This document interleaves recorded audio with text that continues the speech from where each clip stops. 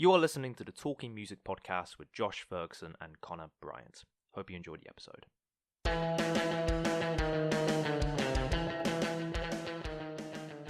Hello, hey, hi, wagwan.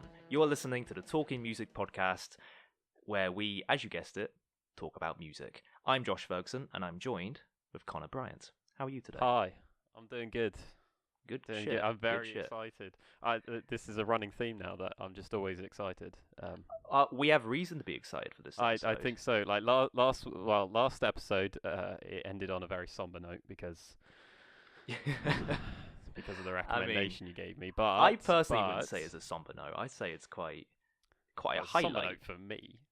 I just genuinely didn't want to listen to it. But don't spoil your thoughts on the album. So I'm not going to. I'm not going to. Okay. But Because hopefully we can turn that frown upside down with actually listening to the album. if I turn a frown upside down, my face would be upside down. Yeah, that phrase has never made sense. No. Like, because you'd still be sad. Like your eyebrows would be like down, and like your facial expression would be somber, but your mouth would just be the other way around. It's very weird. The image I have in my head is very, very surreal. Yeah. It's like a David Cronenberg, David Lynch image. Oh my god! Now you're talking my language. Well, this is a muted podcast, not a film podcast. Yeah, I know. I'm sorry. Film podcast coming soon. It's not really, but we can dream. So yeah, today we're going to be talking about Kero Kero Bonito, Bonito's Generation, and the best album of the 2000s, possibly the best album of all time, Sean Kingston. So you recommended me. I thought I was recommending you something nice, something to get you in good spirits, and then you go and throw Sean Kingston at me in a sort of revenge for Kero Kero Bonito. Right? No. I didn't like. You see, it sounds like I pulled Sean Kingston out of my arse as soon as I heard Kero Kero Bonito. That's not the case.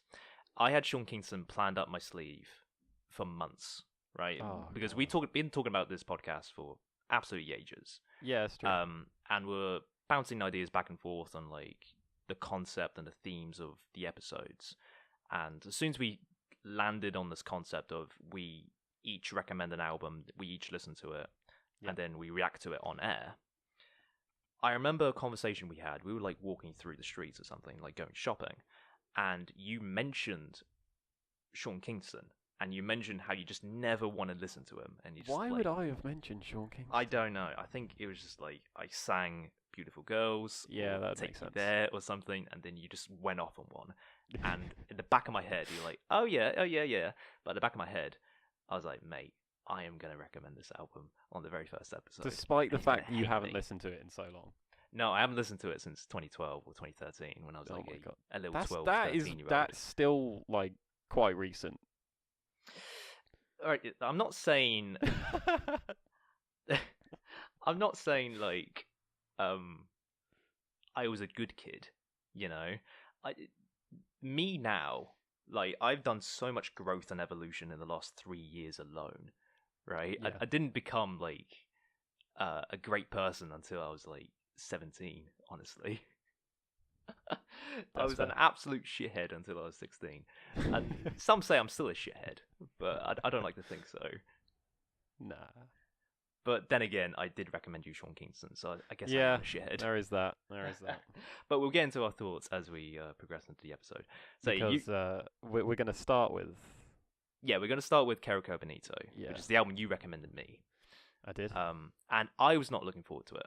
This was my Sean Kingston of the week. Because the only thing I heard from Kero Kero before listening to this album was that shrimp song. It's like, how many shrimp do you have to eat? And it's just like really... See, I don't think I ever listened to that like before listening to Bonito Generation. I only listened to it. I only listened to it because of the memes that came out of it. Yeah. And like they're really basic memes. Like they're so basic, and that really put me off listening to the band.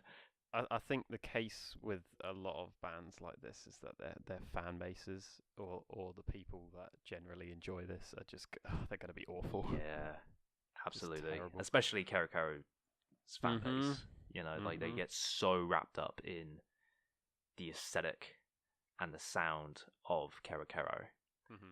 that it just becomes really, really grating.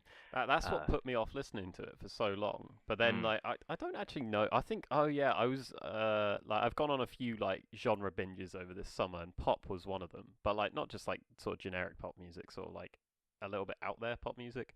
I was like, fuck it. I like Poptimism. Huh? Poptimism. I don't know what that is.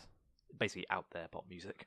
Okay, like yeah. bubblegum bass and shit like that. Yeah, stuff like that. Yeah. So, yeah, like, and I was just like, yeah, okay, now's the time to listen to it.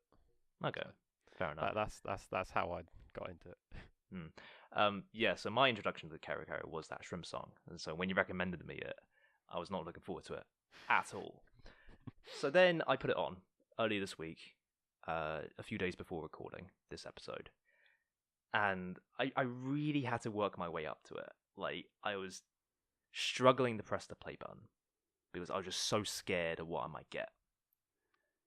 And honestly, yeah, this is just like my general thoughts on the album.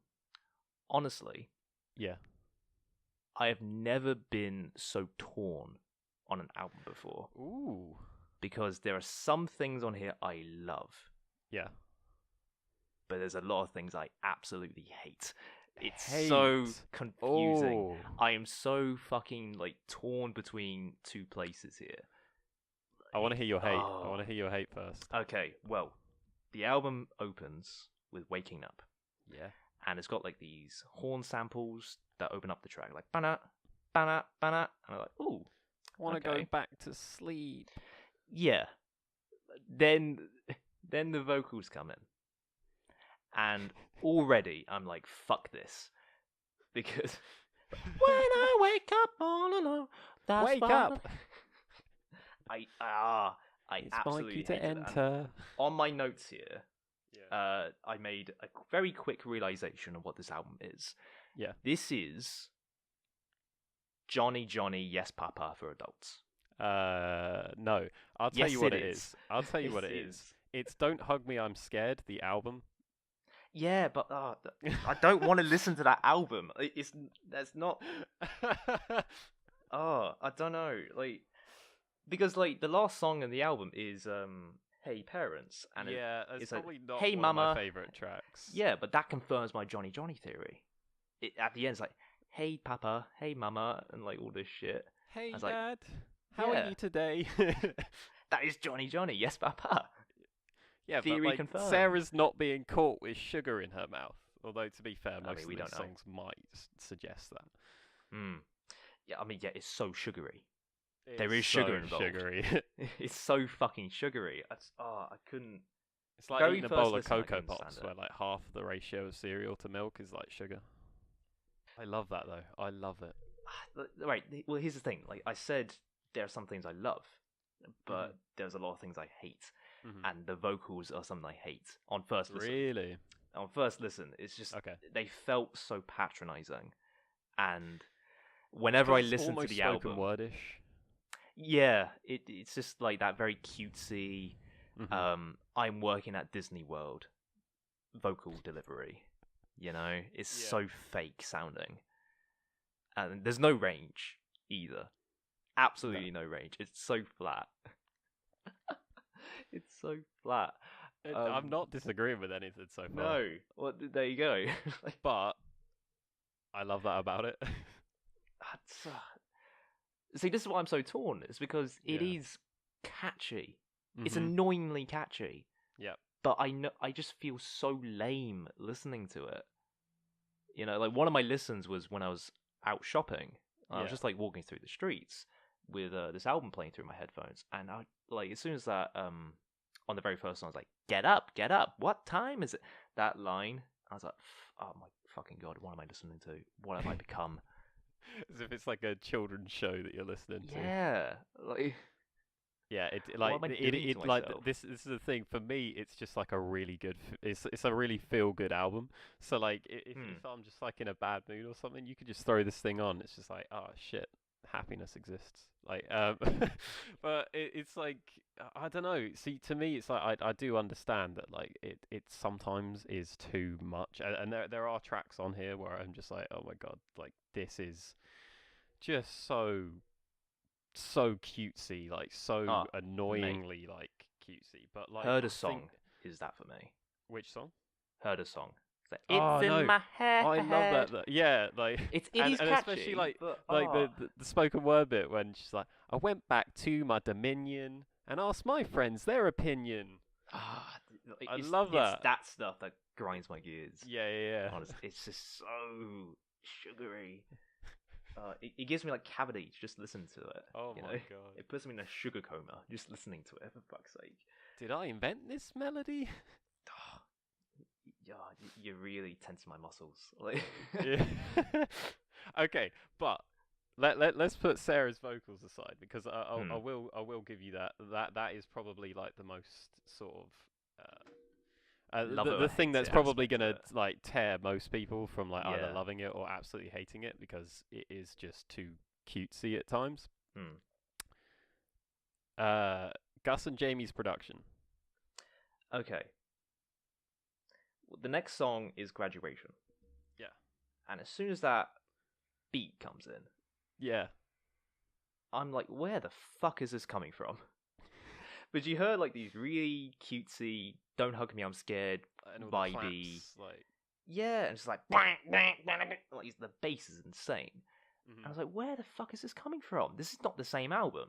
Mm-hmm. Like, did I put it on like Death Grips in the time being, like as it like skipped in my library? Yeah.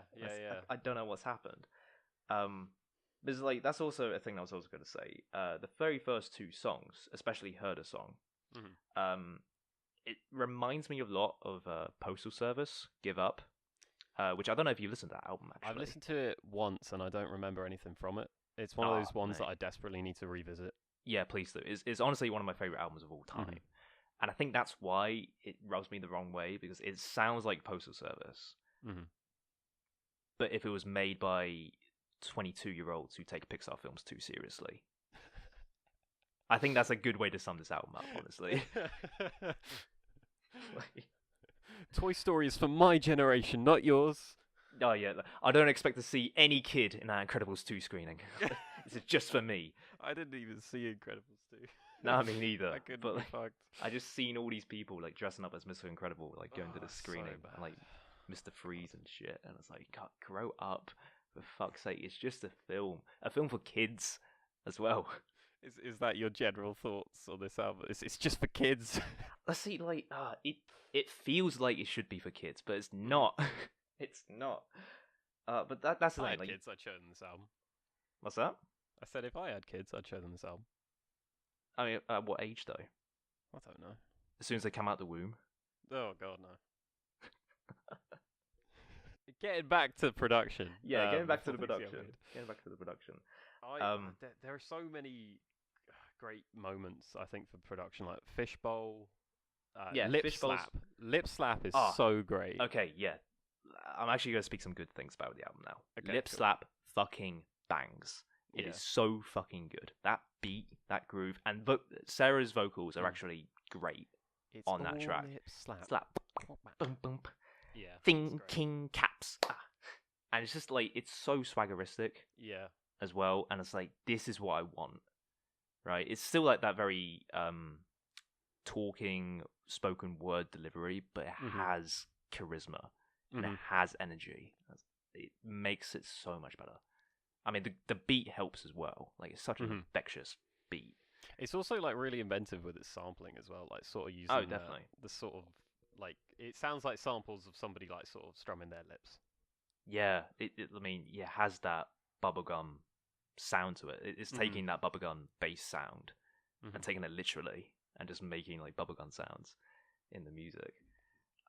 But see, that's the thing. That's what I love about the album. It has amazing production. The production is so good across the whole album.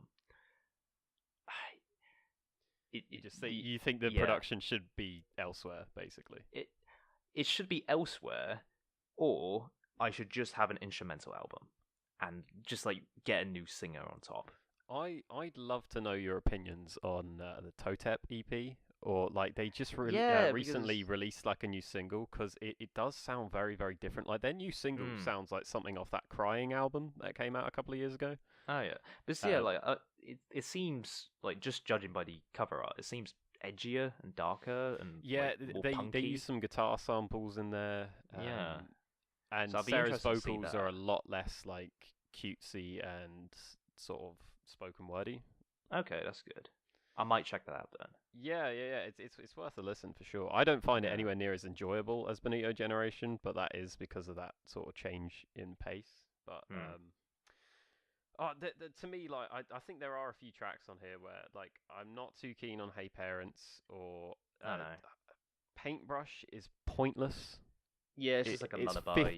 57 seconds, and I'm pretty sure it's just a slowed down version of one of the previous beats. Yeah, probably, actually. I think it literally is. Okay, Big City.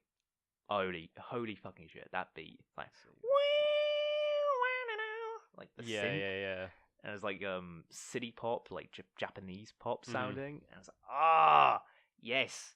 Mm-hmm. Like, you're speaking to my inner weeb right now, and I love it. The beat is so good.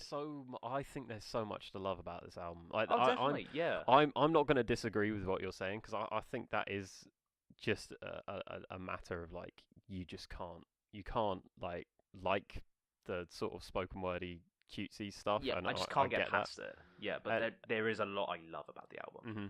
You know, and I do actually keep coming back to it. Funny enough, because we have a minimum of 2 listens for each of our albums.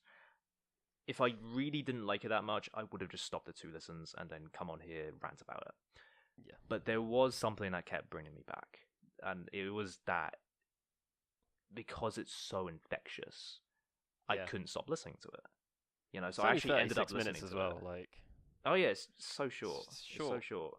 But yeah, like I kept coming back to it, and I actually ended up listening to it 5-6 times before we started recording. I actually just finished listening to it before we hopped on here. And that's in like what, like a couple of days, 4 days? Yeah, like since Monday, I believe. We're Hold your on Wednesday. camera high. Picture this. That's my least favorite song, or one of my least favorite songs. I love that hook. Like the things I love about it are the really, what's the word for it? Like, the really over the top production, and like the super charismatic, energetic vocals on it. So songs like Big City, Lip Slap, parts of Try Me. I can kind of get down to Try Me, like Try Me, and bits of Graduation as well. Parts of Trampoline. Fishbowl. Fishbowl's great as well. I thought you would like Fishbowl. This has that like very shoegazy guitar bit in the middle. Yeah, I was like, mate, this is why he kind of likes it. There's shoegaze. I've kind of not gone off shoegaze, but I still love hazy guitars. So okay, yeah. I don't know you've necessarily gone off shoegaze, to be honest, but maybe that's another episode down the line. Yeah. Okay. But yeah, to round up my thoughts, there's a lot to love, and I do like it. If I had to rate it, I'd probably give it like a 7 out of 10 or 8 out of 10. 8 on a good day. That's still a good score, man. 8 on a very, very, very good day. Yeah. But absolute maximum, 7.5. Absolute minimum, probably a 5, because sometimes it does grind my gears still. Yeah. Like I said, like I don't think there'll be some days where I just can't be bothered to listen to it. Like, it's not an album I return to like daily, like, or obsessively. It's just like sometimes I'm just like, yeah, I could go for listening to that right now. Yeah, it's very infectious. Listen. Yeah, exactly. Yeah. Like, you could put it on, it's done in 36 minutes, and the time flies by whilst listening to it. Yeah, and you can sing along to some of the songs as well, which helps. Yeah, I feel so. Yeah, I mean, like, to me, that's my thoughts summed up on it as well. I think it's great, but I can understand you not digging it as much.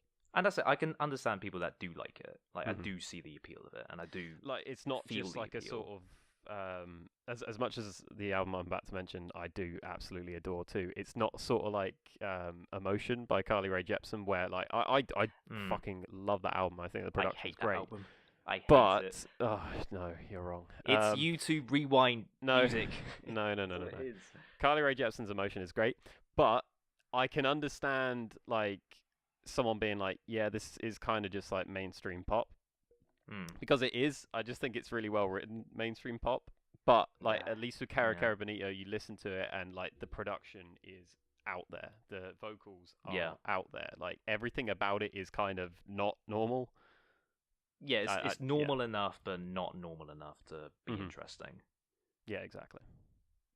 Yeah, I think that's a good review, a good summary. And are we now going to get into the for tonight's main event? The meat and potatoes. Yes, we are. Sean Kingston. Sean Kingston. Jr. Kingston's eponymous debut album. 2007 or 2008? Like my iTunes says 2008, but 2007. No, it says 2007 on my phone, but 2008 on my computer. Oh, interesting. So I'm not sure what's going on there, but I'm pretty sure it's before we get into your review, can we just say he is 17 years old on this album? I know that's my first note that I made. 17. Like that's insane. Like regardless of your thoughts on the album, like for him to make a big commercial splash at the age of 17 is insane. Yeah, man. Like the only other people like that have really done it like that success. I mean, Bjork, Kate Bush, Lorde. I'm still jealous of. But how no one's got dirt. No one's got dirt on my boy Sean, right? Bjork, get out of here. Lorde, fuck off. Sean Kingston's where is that? He was the OG. He was there first. So, the first thing I want to like sort of say, like I was listening to this, and I kept thinking of like the Sean Kingston timeline. Like the Sean Kingston expanded universe. Is this a concept album? No. I mean, I've got notes on it as well. The flow is so fucked.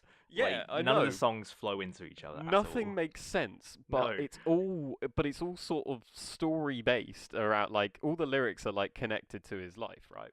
And I kept thinking, like, what the fuck is this timeline? And here's the first thing that I just kind of want to go off on is that like because none of this makes any fucking sense at all. Okay. So I've got the track list up here. So obviously you got the intro, but then it goes into that it goes into Kingston, which is like I did not expect. It's that sort of like hip hop like banging beat. Yeah. I didn't expect. He takes no prisoners. It's just like and he's talking about like we come from Kingston, blah blah blah. I did some research. He lived in Kingston for like 3 years. So he was born in America. Then his parents moved him out to like Jamaica for a little bit, and then he came back to America. And so like that. This is where it gets. And then you've got take you there, right? Where he's talking about this shorty, and then like look, breathe. Okay, all right. Sean, my man. If you've got two thoughts of a date in your head, and one of them is to take your girl to where killers get hung, or paradise, it should be pretty obvious which one you go to. Hey, some bitches are into some kinky shit. You know, sometimes they do want to see a dead body hanging by a tree. Just take him to a fucking city where like gangsters are and like killers and like that sounds appealing. You know, gets the blood pumping. But the other thing, like once again, he's 17, right? Yeah. How could he afford to take her to paradise? But he's made it now. He's been on that grind. But has he? Because this album hasn't come out yet. He's gonna make it. All right. He's in the middle of making it. This is my point. He's in the middle of his grind. It doesn't make sense. And then it goes on to Beautiful Girls. Yeah. Despite the fact that he's talking about one person and girls is like plural. And is that the same girl from? Well, no. Like I've missed out on Me Love. Sorry. Yeah. How could you forget Me Love? I'm that sorry. Reggae beat. Yeah. It's gone. So already, it's gone through like hip hop banging beat to like this sort of top 40 pop tune to then a reggae like dub beat. Why'd you have to go away from me? me love? Me love. A girl like me. It's so confusing. It's so confusing. But like honestly, like it just goes through the entire album, and he's talking about so many different girls, and I'm thinking he's 17.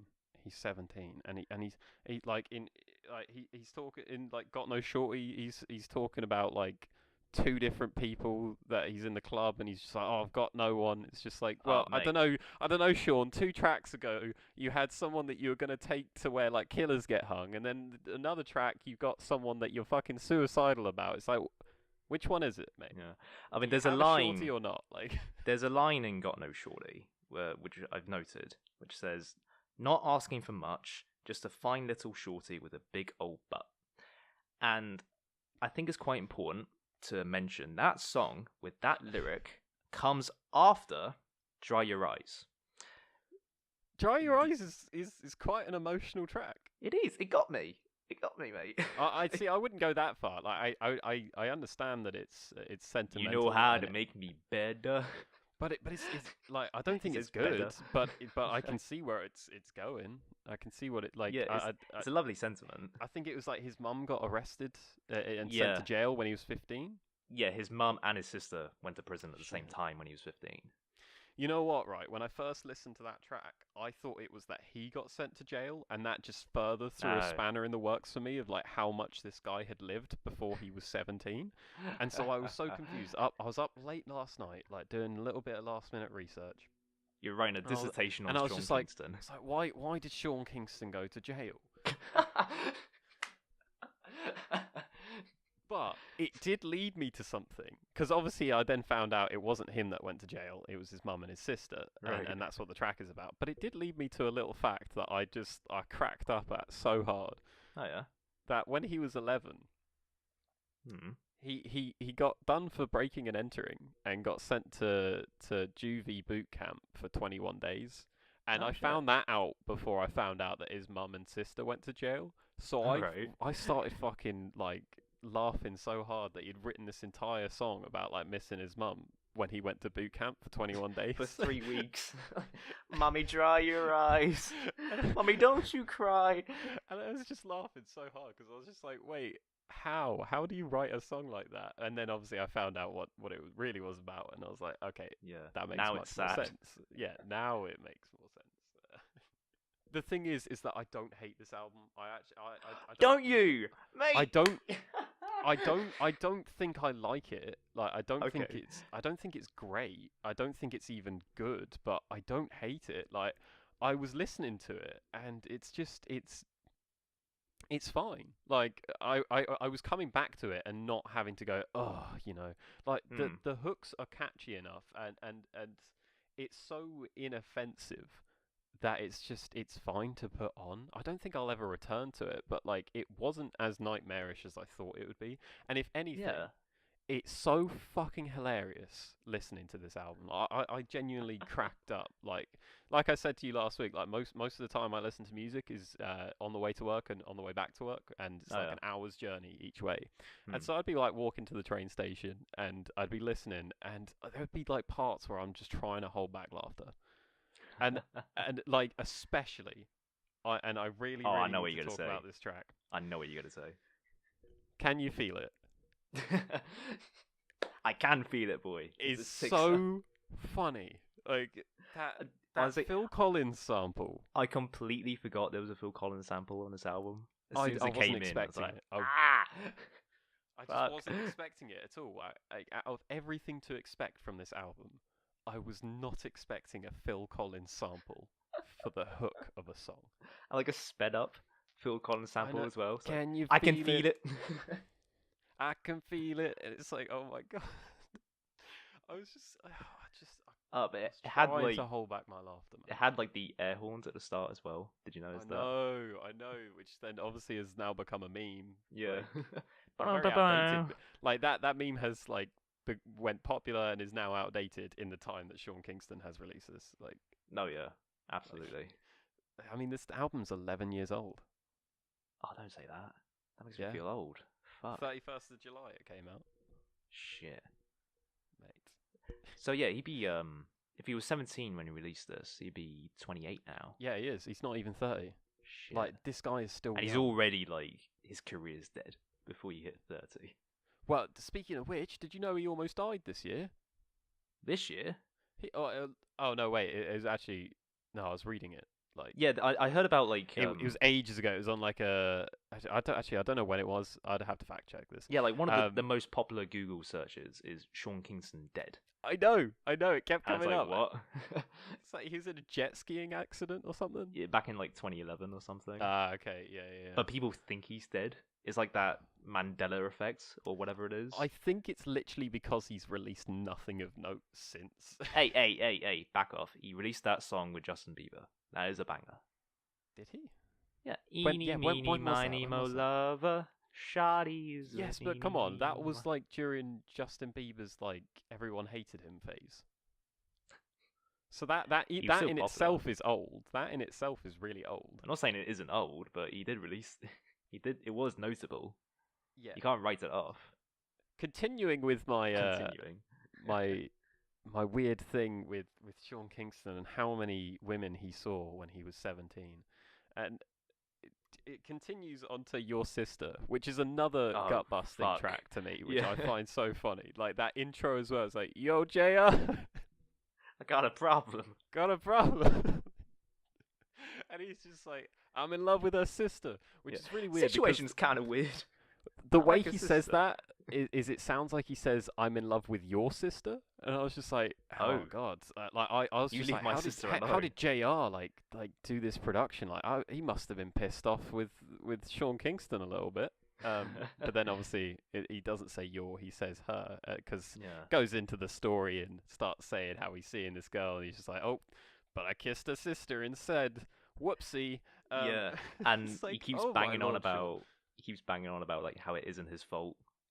It's just her sister's his type, so it isn't his fault that he's cheating on his girlfriend with his sister.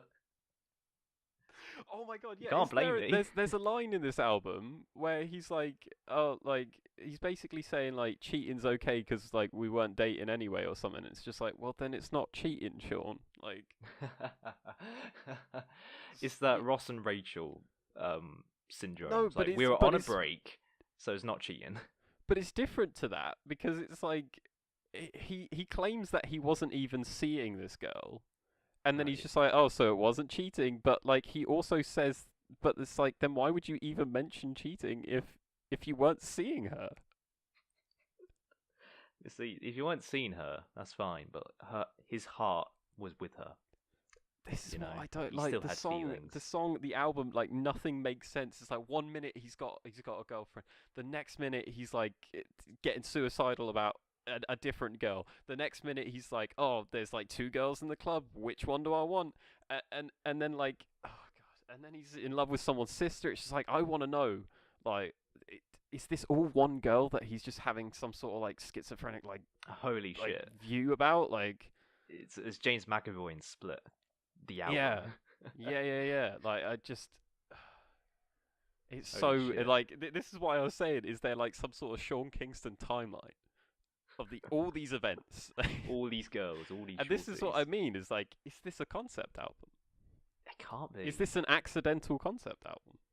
I don't think so. Like, a concept album would have like smarts and intellect. This doesn't. This is the wall of our generation, Josh. It even has an intro. It has an intro. Most albums have intros.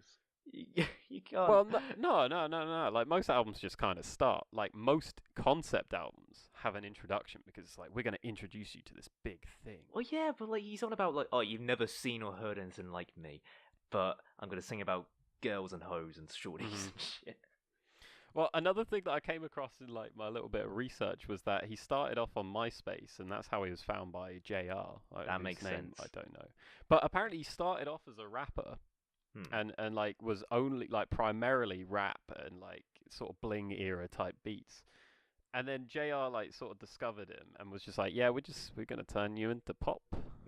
Oh, interesting. Literally, he was just like, we're just gonna like make you more melodic. Huh. And that's how this album is like mainly full of like pop stuff. I was gonna say, like, the autotune on his voice is so bad. I know. Like, so that explains a lot. There's some lines in here that like frustrate me because like they reference the Fugees, like the score, like when they talk about Lauryn Hill, and I'm just like, don't reference an album that's way better than you. Yeah. Is that There's Nothing? It might be. It's when they mention the line "killing me softly," like Lauryn Hill, like "you're killing me softly," and I was just like, oh my god, stop! Like that song is actually like that's a classic song. You just leave that alone. It's actually good. Yeah. But like I said, I didn't hate listening to this as much as I thought I would. Like I pretty much listened to this. I want to say the day after you told me to, like, because I had work the next day. Yeah, you're pretty quick on it. I was quick on it. I downloaded it as soon as we ended the last recording, but I just didn't hate it. Like I was so surprised how little I hated this.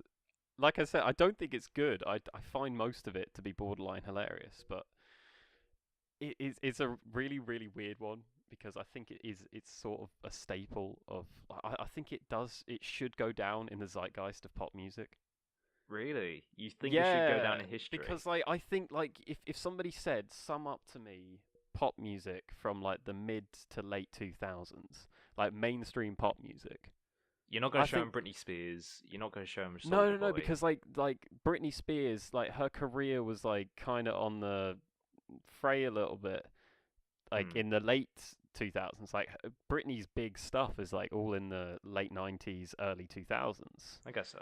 Yeah. So if somebody were to say, give me an example of what like mainstream pop music was like as like that first decade was sort of coming to its end. I could understand someone showing someone this album because I think it sums up a sound that is like I don't know. I listened to this album and I'm like, yep, that's 2007. Okay. You know what I mean? Yeah. Yeah. Okay, I feel that. I mean, like, I don't think it's like if somebody said like, oh, what's best albums of 2007? There's obviously loads and loads and loads of other albums. That I was gonna say, like, what I mean is like, because I don't think like most mainstream pop music is good. Like, in the early 2000s, yeah, none of it was really especially not in the especially not from like the mid 2000s to 2010s. I think most of it was just so. It was a dark age. Absolutely, it was really bad. It was really bad. Like when we were growing up, pop music was not good. Oh no, I mean, we liked it as kids. Popular pop music, because I think pop music has now become a genre in itself. But but yeah, like Flow Rider. Yeah, all that sort of like weird bling era being turned into pop music type stuff. Chris Brown. I think this is probably the cream of the crop of all of that. Wow, that is a cosign and a half. Holy Once shit. again, I'd like to reiterate, I don't think it's great. You're saying this is the pinnacle of the bling era, mate. No, that's not what I'm saying. I'm saying this is the pinnacle of mainstream pop music of the 2000s. Of the late 2000s. Of the late 2000s. Like when you compare this to something that Flow Rider would have put out. Or, I'm trying to think of like other sort of artists putting out like mainstream like Chris Brown was one. And, fuck Chris Brown. Oh yeah, he's a twat. Piece of no shit. question. Rihanna would be another one. So actually, Ooh. Fucking Rihanna. You're gonna show Rihanna's even referenced on this album, and like this is why it cements itself as a 2007 album, is because the reference about Rihanna is about standing under an umbrella. As soon as I heard that lyric, I was just like, oh my god, like I'm back in time. That's why it's part of the zeitgeist. Are you saying this is like the core of the apple, right? This is where it all begins, and then if you want to explore bling era mainstream pop music of the 2000s, you start with this album, then I would say this is a good place to start. Wow. Okay. Would you agree? This went better than I expected, honestly. I just don't hate it. Amazing. I don't think I don't hate it either. It's a fun listen. Yeah. But I didn't expect you to be like saying this is like the album you should listen to if you want to listen to mainstream pop music of the 2000s. Yeah, but then like not a lot of mainstream pop of the late 2000s was good. No, so it's not stiff competition. I'm not sure. I'm not sure if it's if it's too much of a compliment. It's still a compliment. It's still a compliment. Yeah. You're the peak of shit, but in a good way. Make a mountain out of that molehill. Exactly. And you're Mount Everest. Sean Kingston. Yeah, it wasn't bad. Wasn't bad. You got to buy it on vinyl? No. No. Not in a CD? million years. CD? Like, unless I run out of albums like that I want to buy, and it's just sort of sat there in an HMV. There's for no like other £10. album you can buy. It's like, if it's like one of those things where I've got like those HMV loyalty points, and I've got a tenner's worth on there, and I've got all the albums I ever want to own, and I see it, and it's a tenner, and I'm gonna go, yeah, you know what? That needs to be in my collection. You can come and sit in my collection. You can sit amongst like Slowdive and Swans and Sufjan and Slint and all the other S's I own. Put it right next to King Crimson. Like... That's K's. That doesn't touch the S's. What you on about? You put what are you doing? You put last name, first name. That's how you alphabetize it. Oh right? Yeah. Yeah. Oh yeah. Shit. You missed me with that shit. My bad. Don't do first names. Sorry. What are you doing? No, I agree. I think I slipped up there. Mate. I was just thinking of Sean as an S. All you're thinking about is Sean. He's going to haunt your dreams. He's making me suicide. Your way to beautiful girl. Sean. You know how to make me better. That probably rounds up everything. I think so. I think I can't get better than that. Don't you mean better? Better. Yeah. Even when we low on cheddar. God damn. The lyrics on this thing. So yeah, we started with Kero Kero Bonito with a pretty mid-rated review. I'd give it like a 7. Yeah, I don't know what I'd give it. I tend not to rate albums. Okay. Well, if you had to rate it, what would you give it? I had to rate it 8, maybe 8. 8. What? 8? What, Kero? Oh, I thought you meant Sean Kingston. No, Holy Kero. Shit. I was going to say. God, no. Fuck. Sean Kingston might be like a solid 5.5, 6, maybe. Okay. It's like, you spent all this review saying, oh yeah, this is so fucking stupid. This doesn't make any sense, but I'd give it an 8. No. I'm not that kind with my grading. I'm pretty harsh. You're like the IGN of the Talking Music podcast. Oh God, no! Don't say that. No, I take it back. Cool. Okay. But yeah, no. Okay, so Kero is probably like an 8, maybe for me, and then I'd say Sean Kingston's like a solid 5.5, 6, maybe. I'd personally give Kero a 7 or a 7.5. I'd obviously give Sean Kingston a 10. It's a perfect album. So let's get into our album suggestions for next week. Do you want to go first? Yeah, sure. So I thought I'd be a little bit easy on you this week because you had to listen to the magnum opus that is Sean Kingston's debut album. So I thought, okay, let's give you a bit of a breather. Something not as good, but something you can still enjoy, right? So I'm going to give you Kimono My House by Sparks, which is an amazing, absolutely amazing glam rock album. I have been meaning to get into Sparks for ages as well, especially because Edgar Wright is directing this documentary about them. Yeah, I can't wait to see that. So it's going to be so good. I'll take that. That's nice. And if you need me to sell you on it, Sparks are Queen, but for people that are not wankers. I think you're going to hurt a lot of people's feelings there. I don't give a shit. Queen are overrated as fuck. I'm going on record and saying it. Queen are overrated as fuck. Sparks are better. That's fair. Kimono My House by Sparks. Nice. I'm looking forward to that. That's good. Now, are you going to take revenge on me? No. Okay. So, I've recommended this album to you before, and I cannot remember whether you've listened to it or not because I never remember you saying whether you've listened to it. Okay. So, do tell me if you have or haven't listened to this, and then I can change it accordingly. Okay. I want to recommend. I want. Oh, hang on. I don't. You're not prepared? I want to get the album name right. Okay. So, shit. Really should have come planned for this. I'll edit this out, don't worry. Or I'll leave this in for comedic effect. Okay, so, I'm going to recommend Coil's Music to Play in the Dark. Ooh, okay. I have not listened to that yet. There's 2 parts, but like part 1 is the one I've listened to, so listen to part 1. Interesting. Okay. So I've been meaning to get into Coil. I haven't listened to any of their other albums yet, but if I can recommend one thing with this album is, like, do one of 2 things. Either do actually listen to it in the dark, or like go on a walk late at night and listen to it, because it does enhance that experience. Like, when I listened to it for like the first time, I was coming out of work, the moon was fucking huge, and it really did just sort of, the atmosphere was just right with everything. But yeah, it's a solid album. So it is 6 tracks, an hour long, I think. Ooh, hoo. So a big listen ahead of me. Got a big listen ahead of me. It's gonna be yeah. But it's a good listen. It's a good listen. Okay. So yeah, don't listen to it when I'm sunbathing. Is what you're saying? Yeah, no. You will not have a good time sunbathing if that's shit. Fair enough. I mean, it's not exactly the weather to do that anymore. I mean, it's still sunny out, but it's getting cold, mate. Oh, it's freezing. Yes. It's only September as well. Like, I know, but that is close to October, mate. I guess so. But it's not winter yet. It's autumn. It's not meant to be this cold. I don't know.